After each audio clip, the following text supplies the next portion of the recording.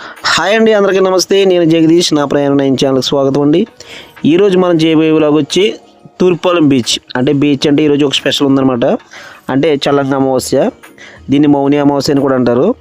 ఇది మనకి సంక్రాంతి వెళ్ళిన తర్వాత వచ్చి మొదటి అమావాస్యని చల్లంగా అమావాస్యకి అయితే చేసుకుంటూ ఉంటారు అనమాట.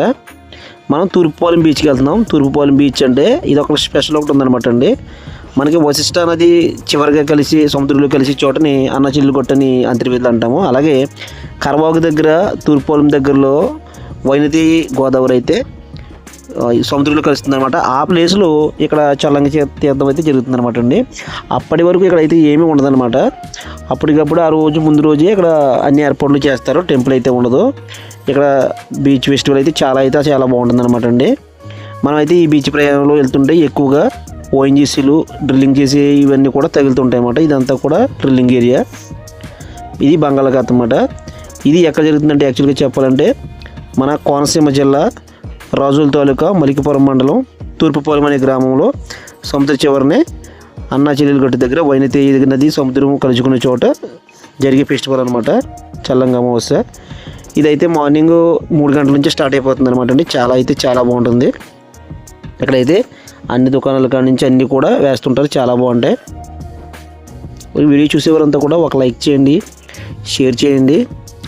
మీకు బాగా నచ్చితే కామెంట్ కూడా చేయండి. సబ్స్క్రైబ్ చేసుకోవడం మాత్రం మర్చిపోవద్దు. ఇది సంవత్సరానికి ఒకసారి వచ్చే పండుగ అనమాట అండి. ఇక్కడ నుంచి చాలా ఊర్ల నుంచి అయితే జనం అయితే వచ్చి ఈ సముద్ర స్నానాలు చేసి ఆనందంగా గడిపి వెళ్తూ ఉంటారు అనమాట. మనమైతే సముద్రం దగ్గరికి అయితే వచ్చేసాము. వచ్చే ముందు దారిలో చూసారా ఎలా అయితే ఉందో. వాటర్ అయితే ఎక్కువగా సముద్ర వాటర్ అయితే ఎదరికి ఎక్కువైతే వస్తుందన్నమాట.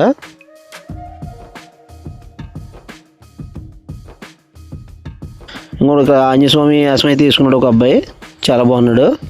తీర్థం అయితే స్టార్ట్ అయిపోయింది మాట. ఈ కొబ్బరి తోటలో చేస్తారన్నమాట. ఇంకో చెరుకుగళ్ళ కాడ నుంచి మొత్తం అన్నీ కూడా చక్కగా అయితే దుకాణాలు అయితే అన్నీ ఉన్నాయన్నమాట అండి. ఇక్కడ వచ్చే వాళ్ళు అయితే చాలా బాగా ఎంజాయ్ చేసి అయితే వెళ్తుంటారు. ఇక్కడ సముద్రం లోతు అయితే కూడా తక్కువగానే ఉంటుంది. అంటే ఒక మనకి పేరుపొలంలో ఉన్నట్టుగా కిందకైతే ఉండదు, సాఫీగానే ఉంటుంది.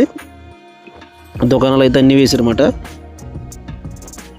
ఈ సాంప్రదాయ పండుగలన్నీ కూడా మనకి హిందూ ధర్మంలో ఒక ఆచారంగా అయితే జరుగుతూ ఉంటుందన్నమాట. చాలా బాగుంటుంది. ఆల్రెడీ తూర్పుపాలెంలో మనకి మంచిగా ఈ సంక్రాంతి సీజన్ అంతా కూడా ఒక రకమైన డ్యాన్సులు హంగామాతో నడుస్తుందండి. దాని తర్వాత వచ్చే నెక్స్ట్ పండుగ ఇదే తూర్పుపాలెంలో జరగడం చాలా చెప్పుకోదగ్గ విషయంగా మనం భావించవచ్చు. మనం సముద్రం దగ్గరికి అయితే దగ్గరలోనే ఉన్నాము. అక్కడ కనిపించే ఒక పాకలా నిర్మించారు కదా, అదే టెంపుల్ అనమాట. దాంట్లో శివుడి బొమ్మను అయితే పెడతారు. పెట్టి అక్కడ నుంచి అరటిపళ్ళు అవి పెట్టి దేవుడికి అయితే పూజలు అయితే చేస్తూ ఉంటారు. కాలువ స్నానం చేసి వచ్చి సముద్రంలో స్నానం చేసి వచ్చి ఇక్కడ అన్ని దుకాణాలు అయితే మాత్రం బాగానే ఉన్నాయి. ఇక్కడైతే గంగిరెద్దుల వాళ్ళు కూడా ఉన్నారు. ఈ గంగిరెద్దుల వాళ్ళు అయితే కంపల్సరీ సంక్రాంతి అయిన తర్వాత ఈ తీర్థం చూసుకునే వరకు కూడా ఈ తూర్పుపాలెం గ్రామంలో ఉంటారు. కారణం ఏమిటంటే వీళ్ళకి తూర్పుపాలెం నుండి ఈ మూతుబరి రైతులు అనమాట, ఈ షావుకారులు అంటారు. వాళ్ళు వచ్చి వీళ్ళకి కొంత భూమిని అయితే ఆనవాయితీకి ఇచ్చేసారు. ఈ సాంప్రదాయాన్ని ఎవరైతే కొనసాగిస్తారో వాళ్ళు ఆ భూమి నుంచి వచ్చి చిస్తుని అనుభవించేలాగా వాళ్ళకి ఇచ్చారనమాట. వచ్చేవాడి బీచ్కి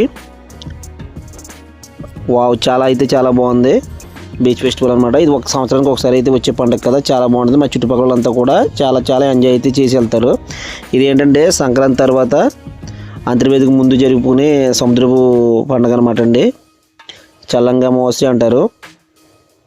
వచ్చిన వారంతా కూడా సరదాగా ఇక్కడ స్నానాలు చేసి అక్కడ ఆ పళ్ళుతో ఆ దేవుణ్ణి సేవించి వెళ్తుంటారనమాట.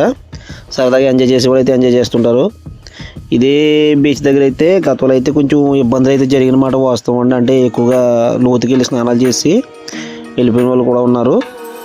ఎప్పుడన్నా మీరు బీచ్ దగ్గరికి వెళ్తే జాగ్రత్తగా ఉండండి. తగినంత లోతులో మాత్రమే స్నానం చేసి ఎంజాయ్ చేయండి అనమాట. Thank you friends.